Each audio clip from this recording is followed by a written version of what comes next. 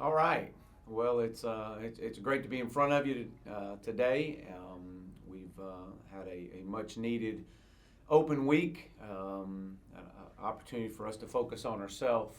Six straight SEC games, 6 weeks of fall camp. This week came at a great time. Get some guys back healthy, get our legs back up underneath us, and it's been a very productive week. So, with that, I'll open up with questions.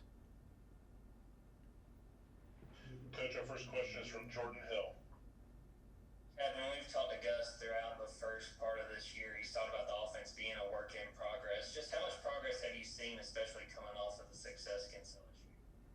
Well, I think that as you studied us and broke us down over the last 6 weeks, you've definitely seen us evolve, especially in particular over the last 3 weeks. I think you've seen an offensive line that's started to develop some chemistry and has allowed us to run the football and be able to run the football effectively.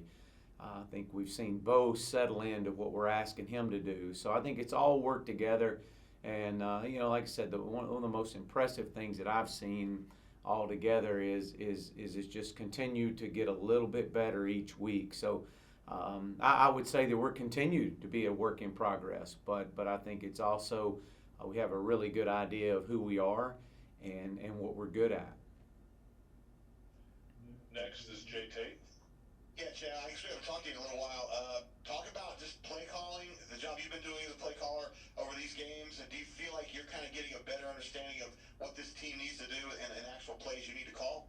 Yeah, I do. Again, I think that one of the great things about having a normal schedule is you have some opportunities in there to kind of evolve and get guys and grow guys up in some games before you get into some of your conference matchups. But this year, unfortunately, we've jumped right into conference play, and so you had to kind of learn on the run. You had to evolve and find out who your team is, what our offense is going to be good at over the course of just experience. You can practice all you want, but until you get in a game, it really shows then. And so I think from a play calling standpoint, it's allowed me, especially over the last 3-4 weeks, to see who we are, what we're good at. We've been able to run the football effectively, and a lot of that's a tribute to our offensive line. Coach Bignell's done a great job with those guys and those guys growing up, and obviously the evolution of bringing Tank Bigsby in and getting him going, now getting Worm back. So I think it's been a great combination there, and then getting the ball out on the perimeter. I think as a play caller, that's one of the things that we definitely try to do early and often. Next is Jason Caldwell. Yeah, one of those guys that you get on the perimeter is Eli Stove. How much have you learned about him in these first few games? How valuable is he? And then how important is it to have a guy that's almost like a running back at the wide receiver position? Well, first of all, he's got great experience, and he's had a lot of success getting the ball out on the perimeter, whether it was speed sweeps or getting, catching some flat throws, making guys miss. Very seldom do you see one guy bring Eli down, but I think what we're seeing now is Eli is really coming into his own. He's healthy, which is a plus, and getting him out in space. I think we saw that last week, and be able to just be a great 1-2 match with him and Flash. Next is Nathan King. Hey, Chad. I guess I just wanted to ask about your impressions of the offensive line and how they've come along and improved over the past few weeks. And do you think it's anything that kind of the familiarity with Coach Bignell is doing there, or is it just, having more time and more experience with the same guys?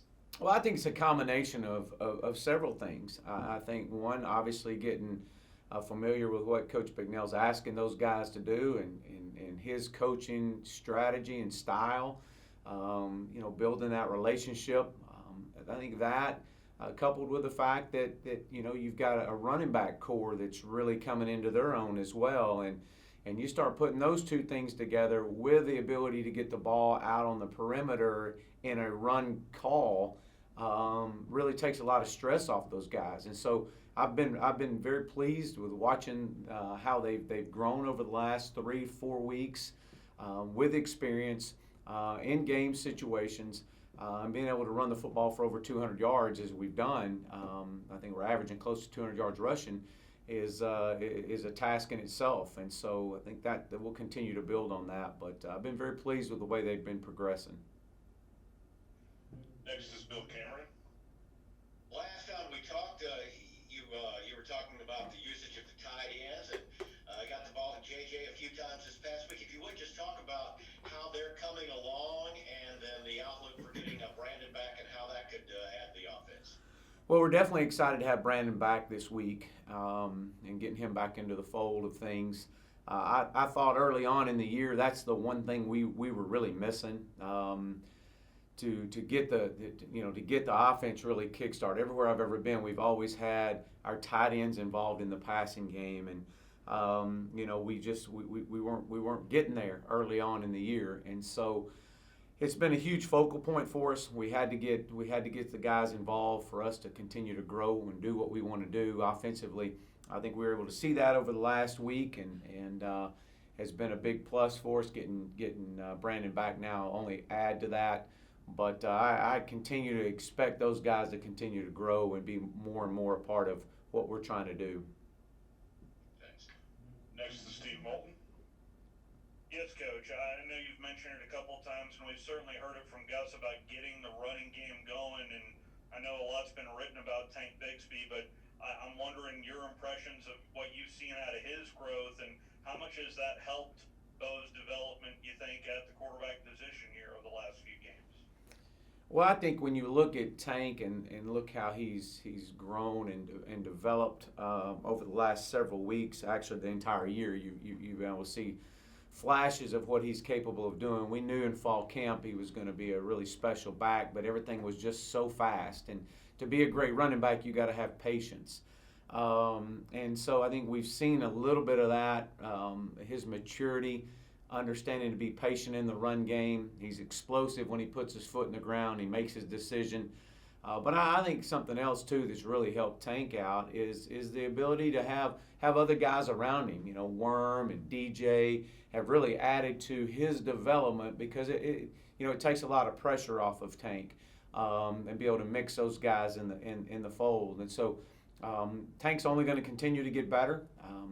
The game it'll slow down eventually for him, but he's extremely powerful.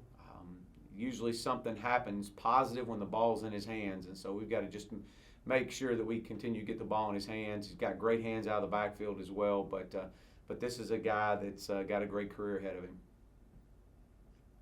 Justin Ferguson's next. Hey, Chad, during the first few games of the season, I think it was Seth and Flash were getting a huge amount of the targets from Bo. The last couple of games, a lot of different guys getting involved, a lot of different guys catching multiple passes. Was that something that you guys stressed to Bo that he's been able to work on the last couple of weeks? And how much has that really helped this offense take the next step, that they are getting it out to more guys a little bit more evenly? Well, I think that goes back to what we said earlier about the tight ends. Getting those tight ends involved really opens up a lot of things for us.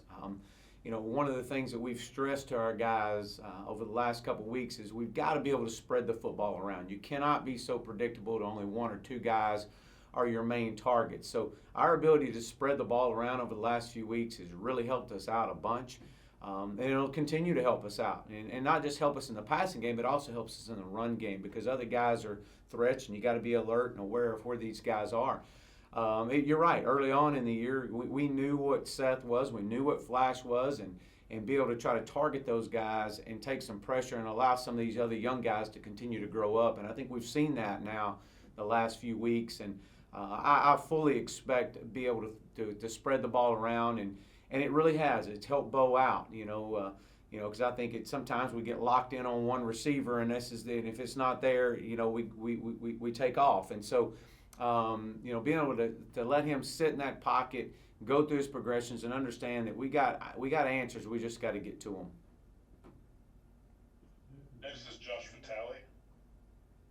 Kind of on the flip side of that same question, you spreading the ball around, how much does it help the offense when you have three receivers in Seth, Flash, and Eli that have so much experience and a rapport with Bo, and also seem to have kind of different but complementary skill sets? Yeah, it's huge. It really is. And I know Bo feels extremely comfortable with those guys and what they're capable of doing. And We always talk about we got to win our one-on-ones, and that's going to be critical for us over the final 4 weeks of the season is being able to win our one-on-ones with the ball in the air. And they do. Seth brings a certain dynamic than Flash does, and Eli does, and so being able to play on their strengths is going to be critical for us. Next is Nathan King. Hey, Chad, we were talking to Bo in the preseason, and he said he feels like he's gotten a little bit more, physically advanced this season, feels like he's faster and stronger, and he feels like he kind of showed that in recent games with his ability to scramble. How much does that bring to you guys' offense, the fact that he can see an opening and just get a first down immediately? Well, it's huge. It really is. I think with his ability to pull the ball down and make something happen at the right time. That's always been my message to him is, look, there's a time and place to pull the ball down and take off and go. There's other times you got to sit in there on your back foot and you got to deliver the ball. And so having that fine balance which is what I think he's done a really good job of over the last few weeks. And just sitting in there and going through his progression. If it's not there, we were able to take off. And then couple that with just some quarterback design runs. I think it's a great mixture for him. Are you telling him to go down a little bit more now? He said he likes to invite contact and doesn't like to go down easily. Are you telling him to slide more, or do you not mind him?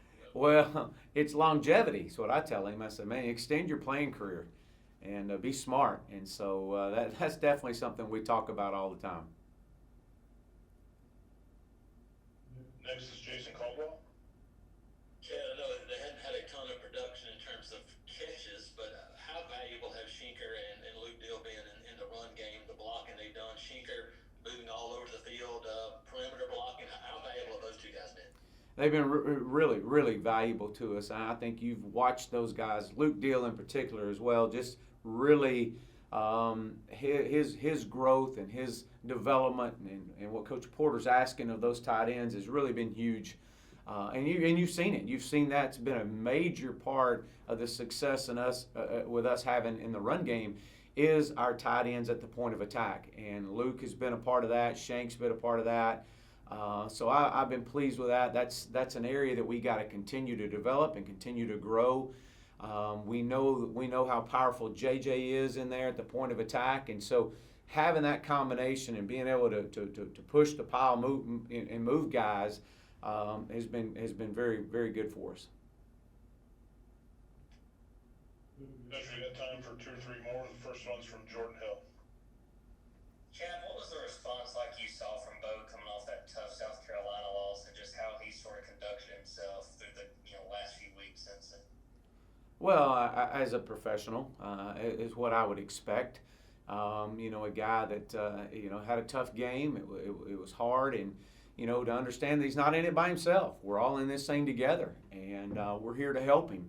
We're here to help him grow through this. It's a learning experience, and if you use it as that, it'll only make you better. And so I think that the way he responded coming out of that and rallying at Ole Miss and then rallying last week at LSU and watching his progression and watch him play his best football over the last few weeks has been very vital and been impressive to see him and how he responded. And so, but it's just a sign of a young player that's having to mature and grow, and he's doing it right in front of us. Next is Justin Ferguson. I was going to ask you about a couple of the freshman receivers, Xavion and Kobe. Noticed in the LSU game, those two guys, didn't get targeted a ton, but they're working really hard at blocking. Do you like what you see out of them, knowing that with Flash and Seth and Eli, they're not necessarily going to be guys who catch the ball a ton, but they're doing the kind of the dirty work that Gus always talks about? Yeah, I do. Both of those young men are phenomenally talented young men and have a great career ahead of them. What we've got to make sure we do is continue to grow those guys, continue to bring them along. They're going to get their targets. It's part of the process. They're going to get some great matchups that we're going to want to take advantage of. And so those guys have done a good job for us. Very talented young players that, like I said, are going to have a really good career here. Our last question is from Steve Bolton. Yes, Coach. There's been a lot of talk here in the recent weeks about good offense being ahead of good defense. in this day and age in college football. Do you agree with that narrative? Do you really think good offense beats good defense in today's college football? Well, I don't know about that. I do know this, that when you look at all the great teams out there, and they've always been sound, extremely sound, and have a solid defense and a great offense to kind of complement them.